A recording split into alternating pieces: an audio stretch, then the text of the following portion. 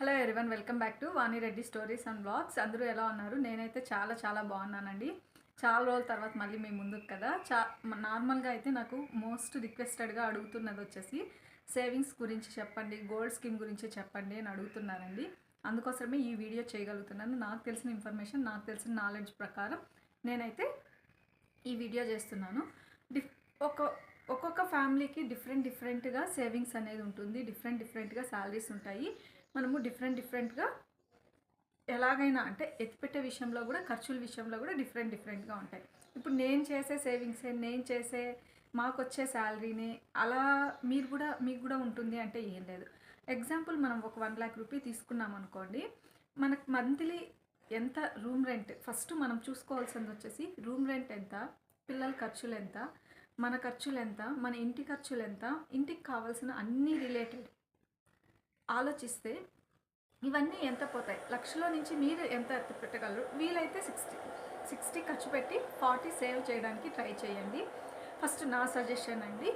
లేదు అలా కుదరలేదు, మ్యాక్స్ మాకు చాలా ఖర్చులు వస్తున్నాయి అంటే 30, లేదు మినిమం అంటే 20 మనము సేవింగ్స్ చేయడానికి ట్రై చేయాలండి. మనం 1,00,000తోనే ఒక 3 CR 5 CR సంపాదించుకునే ఆప్షన్స్ కూడా ఉంటాయి. అది ఎలా అంటే అది అందరికీ వర్కౌట్ కావండి. కొంతమందికి మాత్రమే అవి వర్కౌట్ అవుతాయి, కొంతమందికి వర్కౌట్ కావు. ఎందుకు అంటే కొంతమందికి తెలియని ఖర్చులు వచ్చి పడిపోతూ ఉంటాయి. కొంతమందికి ఎలా అంటే ఇంకా ఏదో ఒక విధంగా అసలు మిగలదనమాట మనీ. 1,00,000 వస్తే 1,00,000 ఖర్చు అయిపోతుంది. అలా కాకోకుండా మనం ఒక స్ట్రాంగ్గా 40,000 కానీ సేవ్ చేసుకోగలిగితే మాత్రం మనం ఖచ్చితంగా సంపాదించుకోవచ్చు. ఎప్పుడు కూడా మన దగ్గర ఎంతో కొంత అమౌంట్, ఇప్పుడు 40,000 మీరు చిట్స్ కడతారా, లేదు ఇంకొకటి, నేను ఒక క్లియర్ మీకు ఎక్స్ప్లెనేషన్ ఇస్తానండి. ఇప్పుడు తప్పకుండా మనం ఇక్కడ మాట్లాడుకుందాం. ఒకసారి చూడండి, నేను వేసి మీకు చూపిస్తాను ఒకసారి. ఇప్పుడు 1,00,000 తీసుకుంటున్నానండి. 1,00,000 తీసుకున్నాము. 1,00,000 నుంచి ఫస్ట్ రూమ్ రెంట్ మ్యాక్స్ అంటే మనము 12K నుంచి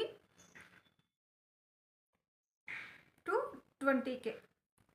ఇది ఖచ్చితంగా అని చెప్పట్లేదండి, బట్ వీలైనంత వరకు మనము 12K చేసుకుంటే కనుక 12K టు 20Kలో మనం కంప్లీట్ చేసుకుంటే మ్యాక్స్ ఇప్పుడు 15K అనుకోండి, అప్రాక్సిమేట్గా 15K.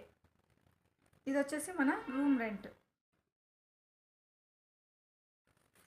మనం సిటీలో ఉంటున్నాం కాబట్టి సిటీ కల్చర్కి మనకి 1,500 ఖచ్చితంగా సరిపోదండి. ఎందుకంటే పిల్లలు ఉంటారు కాబట్టి ఎవ్రీ వీక్ 2,000 ఫ్రూట్స్కి, వెజిటబుల్స్కి, పాలకి అన్నిటికీ కలిపి 2,000 అంటే మంత్లీ 4 వీక్స్ వస్తాయి. మనకి ఎంత అవుతుంది? 8K.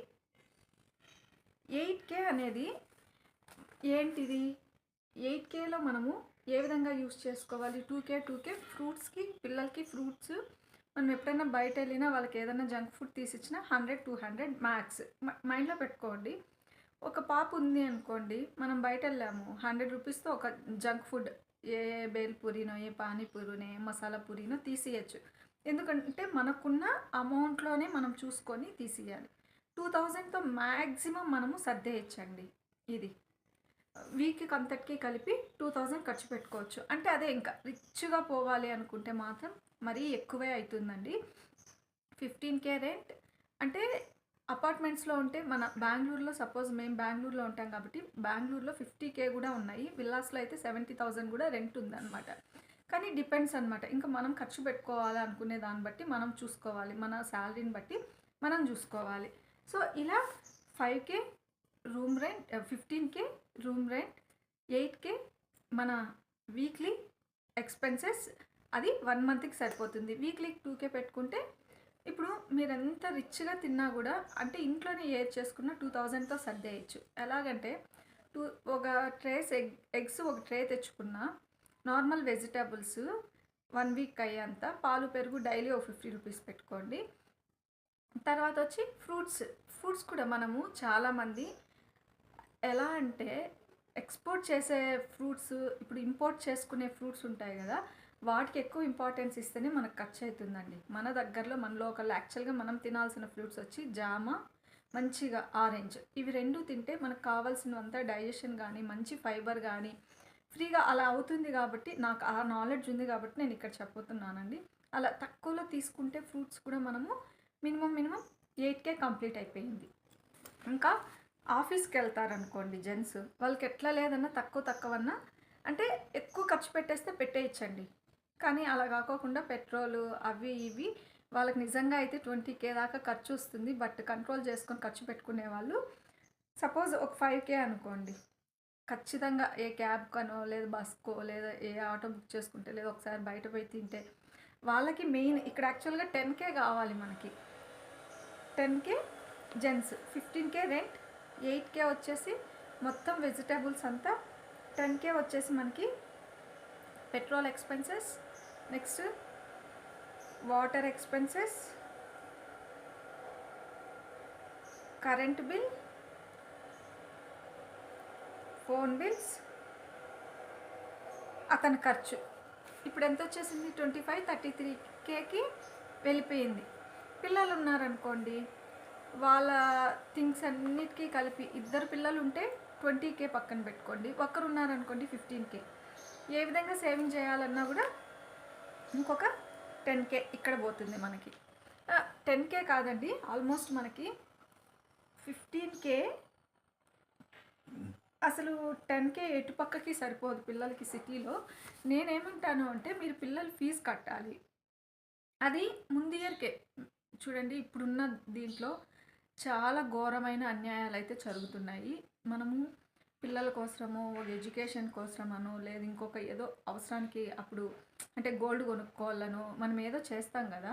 కానీ జనాలు ఎలా ఉన్నారు అంటే ఇది బాగా గుర్తుపెట్టుకోవాల్సిన విషయం అండి. ఇది బాగా గుర్తుపెట్టుకోవాల్సిన విషయం అండి. యాక్చువల్‌గా మనము అవి పిల్లల కోసమనో, వాళ్ళ ఫీజుల కోసమనో, దేనికో ఒకదానికి మనం చేస్తాం. మనం కష్టపడుతూ ఉంటాము. బట్ మనం ఏదన్నా చీటీలేసిన దగ్గరనో, లేదా ఇంకొక దగ్గరనో వాళ్ళు ఏం చేస్తారంటే ఆ డబ్బులు కుచ్చుటొప్పి పెట్టేస్తున్నారు ఇప్పుడు. ఈజీగా మనల్ని మోసం చేస్తున్నారండి. ఇది మీరు ఎవరి దగ్గర వేసుకోవాలి? మీరు ఎలా అంటే ఎప్పుడు కూడా మనము మన అకౌంట్స్‌లో పెట్టుకోవడము, లేదు ఎప్పుడు కూడా మనం 1 ఇయర్‌కి అంటే మనకి కొన్ని మ్యూచువల్ ఫండ్స్‌లో కొన్ని ఆప్షన్స్ ఉంటాయండి. మనం ఎవ్రీ మంత్ ఇంత కట్టుకొని 1 ఇయర్‌కి తీసేసుకునేవి గవర్నమెంట్ స్కీమ్స్ కూడా ఉంటాయి. అందులో ట్రై చేయండి. ఎందుకంటే ఇప్పుడున్న సిచ్యుయేషన్‌లో చీటీలు బయట ఎవరి దగ్గర ఇవంతా నమ్మలేమండి. ఇది ఒకటి గుర్తుపెట్టుకోండి. ఇదే విధంగా చేసుకోండి. నెక్స్ట్ ఎప్పుడు కూడా మనం నెక్స్ట్ ఇయర్ ఫీజు కట్టాలి అంటే ఈ ఇయర్ మొత్తం మనము నెక్స్ట్ ఇయర్ ఫస్ట్ మంతే ఫీజు కట్టాల్సొస్తుంది. ఇప్పుడు వాళ్ళు ఎప్పుడు ఫోర్స్ చేస్తారు తెలుసా? అసలు ఇయర్ కూడా స్టార్ట్ అయ్యిండదండి. ఇప్పుడు వాళ్ళకి మేకి స్టార్ట్ అవుతుంది అనుకోండి. మార్చ్‌కే పిల్లలది మనము ఫీజ్ క్లియర్ చేయమని మనకి పంపిస్తూనే మెసేజెస్ వస్తూనే ఉంటాయి. సో దట్ నేను అందుకే ఏమంటాను అంటే మీరు ఆ 10,000 లేదా 20,000 పిల్లలకి కట్టాలనుకున్నప్పుడు ఒక 20,000 మీరు పిల్లలకు గాను సపరేట్‌గా పెట్టేయండి. మీకు ఒక్కరున్నా, ఇద్దరున్నా పిల్లలదే. మీకు ఖచ్చితంగా మినిమమ్ మా పాపకైతే 2,00,000 అండి ఇయర్లీ ఫీజు. మరి మీకెంత ఉందో ఇప్పుడు 10 మంత్స్ 10, 20 2,00,000 మనకంత నార్మల్‌గా అయితే కావాలి కాబట్టి పిల్లల కోసం ఒక 20,000 పక్కకు పెట్టేసేయాలి అంతే. ఇంకొక ఆలోచనే ఉండదండి. అది సింగిల్ ఉన్నా, డబుల్ ఉంటే ఇంకా అసలు చెప్పే పనే లేదు. కాకపోతే మీరు పంపించే స్కూల్స్‌ని బట్టి డిపెండ్ అయ్యి ఉంటుందనుకోండి. కానీ 20K అయితే ఈజీగా కావాలండి. మంత్లీ 20K అయితే పిల్లల ఎడ్యుకేషన్ కోసం మనం ఎత్తిపెట్టాలి. అది కూడా ముందు ఇయరే. ఇప్పుడు నెక్స్ట్ ఇయర్ ఫీజు కట్టాలంటే ఈ ఇయర్ మీరు ఎత్తిపెట్టుకోవాలి. ఇప్పుడు ఎంత అయింది? రూమ్ రెంట్ 15K, 10K వచ్చేసి పెట్రోల్ ఎక్స్‌పెన్సెస్,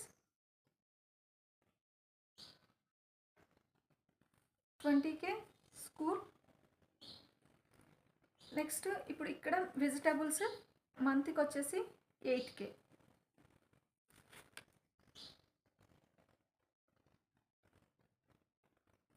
ఇప్పుడు 15K, ఒక 20K, 35K, 45K, 53 కదా.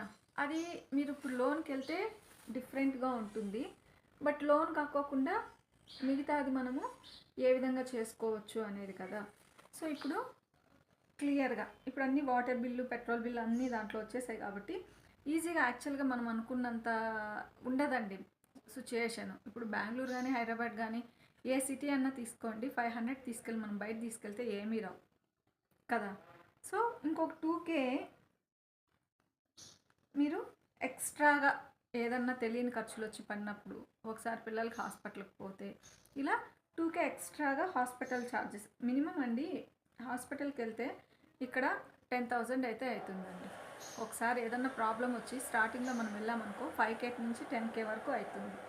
ఇంకా నార్మల్ హాస్పిటల్లో పిల్లలకంటే 2K మాత్రం ఈజీగా వస్తుంది. సో పిల్లలకి సడన్గా ఏ జ్వరమో దగ్గో జలుబో వచ్చినప్పుడు ఒక 2K అది ఒకటి ఉండాలి మనకి. సో ఇలా ఇప్పుడు 15K రూమ్ రెంట్, 20K పిల్లల కోసం ఎత్తి పెట్టాలి. అదేవిధంగా 8K వెజిటబుల్స్, 2K హాస్పిటల్. మొత్తం ఎంత అయిపోయిందండి? 15K, 25K, 45K, 55K అయిపోయింది.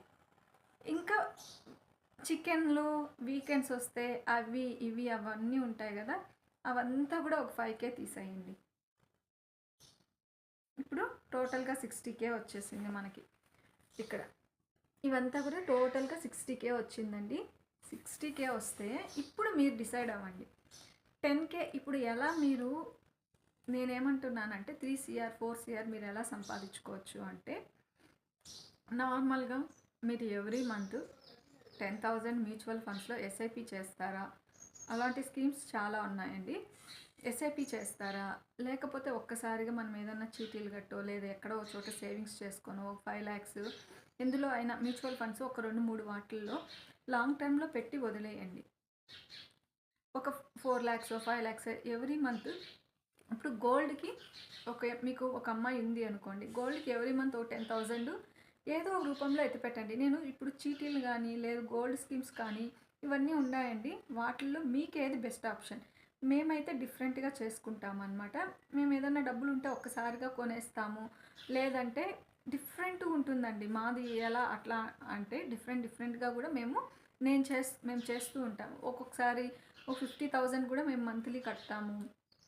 ఎందుకంటే గోల్డ్ చీటీకే అట్లా కాకోకుండా కూడా ఒక్కొక్కసారి డైరెక్ట్గా పోయి ఓ 3 lakhsకో 5 lakhsకో కొనేస్తూ ఉంటాం. మాకున్నది ఒక పాప కాబట్టి పాపకు ఖచ్చితంగా అవసరం ఉంది కాబట్టి గోల్డ్ అని చూస్తామన్నమాట. తనకి ఎడ్యుకేషను గోల్డ్ మెయిన్ థింగ్ కాబట్టి ఆ వేలో మేము ఆలోచిస్తాము. బట్ మీరు ఏ విధంగా డెసిషన్ తీసుకోవాలి, మీకు ఏ విధంగా పిల్లలు ఉన్నారు దాన్ని బట్టి మీరు డిసైడ్ అవ్వండి. సో అలా మీరు ఎలాగైనా సరే ఇప్పుడు మీకు జ్యువెలరీ షాప్లో స్కీమ్ కడతారా? 10,000 ఎవ్రీ మంత్ కట్టండి. లేదు మీరు ఏదో రూపంలో చీటీ, మీకు ఎవరికైనా నమ్మకం ఉందంటేనే చీటీ జోలికి వెళ్ళండి, లేదంటే టోక్రా పెట్టేస్తున్నారు అందుకోసమే చెప్తున్నాను. అలా కడతారా అనేది అది మీ ఆప్షన్ అనమాట. ఇలా చాలా డిఫరెంట్ ఆప్షన్స్ ఉన్నాయండి. మీకు ఏది బెస్ట్ ఆ 10,000 దానికోసమే పెట్టేయండి. ఈ విధంగా సేవ్ చేసుకోవచ్చు ఖచ్చితంగా. ఇప్పుడున్న 30,000లో మీరు ఒక 5 ఇప్పుడు చీటీ కట్టి ఒక 30,000 కడితే మనకు ఒక ఇయర్కి మనం 5 lakh చీటీ ఎంతో కట్టచ్చు. ఆ మనీ తీసుకొని మీరు ఫిక్స్డ్లో ఇప్పుడు స్టాక్ మార్కెట్లో మ్యూచువల్ ఫండ్స్లో ఒక 2-3 షేర్లు సెలెక్ట్ చేసుకొని మంచిగా ఉన్న షేర్స్ టాప్ నిఫ్టీ 50లోను, టాప్ నిఫ్టీ 50 100లోను, 150లోను మీకు నచ్చినట్లు చెక్ చేసుకొని ఇంకా దీన్ని కదిలిచ్చే పని లేదని వదిలేయండి. ఒక 5 years 10 years ఇది మీరు రొటీన్గా వెళ్తూ ఉంటుంది. అది డిఫరెంట్గా వెళ్తుంది కదా, అది ఎండ్ ఆఫ్ ద డే మీకు ఒక అమౌంట్ ఇస్తుందండి. ఖచ్చితంగా ఒక 3CR నుంచి 5CR వరకు అయితే ఈజీగా సంపాదించుకోవచ్చు. దాన్ని మైండ్లో నుంచి తీసేయండి. ఖచ్చితంగా 30,000 కట్టాలంటే కట్టాలి. 10,000 గోల్డ్ చీటీ 40. ఈ 60లో ఎవ్రీ మంత్ మీరు ఏ విధంగా క్యాలిక్యులేట్ చేయాలి, ఇట్లనే ఉంటుందండి. 15K ఖచ్చితంగా మనకి బెంగళూరులో ఉంటే 2 BHK కావాలి అంటే చిన్న ఇంట్లో ఉంటే కూడా 15K అయితే రెంట్ ఉంటుంది. ఓకే, ఇంకా మనకు చికెను, వెజిటబుల్స్, ఫ్రూట్స్ ఇవన్నీ పిల్లలకి కావాల్సినవంతా కూడా మనకి 10,000 ఈజీగా కావాలి ఎవ్రీ మంత్.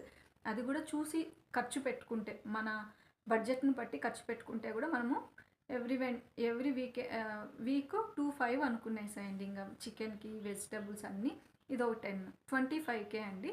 25K ఇప్పుడు నేను ఒక క్లారిటీ ఇచ్చేస్తాను. 15K 15,000 room rent, 10,000 veggies and non veg.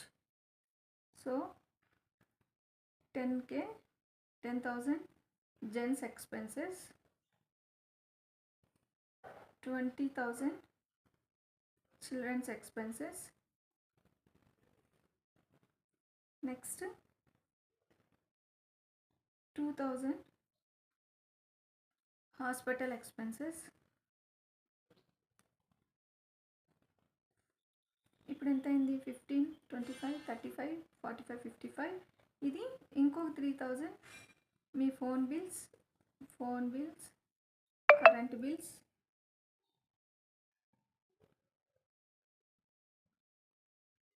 Current bills, ఇవన్నీ వస్తాయండి. ఇక్కడికి మనకు 60 అయ్యింది. మీరు 10,000 గోల్డ్ షీట్, 30,000 ఇన్వెస్ట్మెంట్. ఇది ఎలా చేసుకోవాలని కూడా నేను మీకు క్లియర్గా చెప్పానండి. ఇక్కడ చూసుకుంటే మీకే అర్థమైపోతుంది. ఈ విధంగా ప్లాన్ చేసుకుంటే ఆ 30,000 సేవింగ్స్ ఏవైతే ఉంటాయో అవే మనకి ఖచ్చితంగా 3 CR నుంచి 5 CR వరకు సంపాదించి పెడతాయి. కానీ బెస్ట్ మ్యూచువల్ ఫండ్ ఏది, ఎలా మీరు ఇన్వెస్ట్ చేసుకోవాలని థింక్ చేసుకొని మాత్రమే ఇన్వెస్ట్ చేయండి. ఇదండి ఇవాళ మన వీడియో అయితే ఇన్ఫర్మేటివ్గా ఉంది అనుకుంటున్నాను. లైక్ చేసి సబ్స్క్రైబ్ చేసుకోండి ఛానల్ని. మళ్ళీ కొత్త ఇంపార్టెంట్ వీడియోతో మీ ముందుకు వస్తాను. మన ఛానల్లో హెల్త్ గురించి మాట్లాడుకుందాం. అదేవిధంగా daily vlogs, temple vlogs, food vlogs ఇలా అన్నీ వస్తాయండి. మల్టిపుల్గా ఉంటుంది. తప్పకుండా ఛానల్ని అయితే ఫాలో చేసి లైక్ చేసేయండి.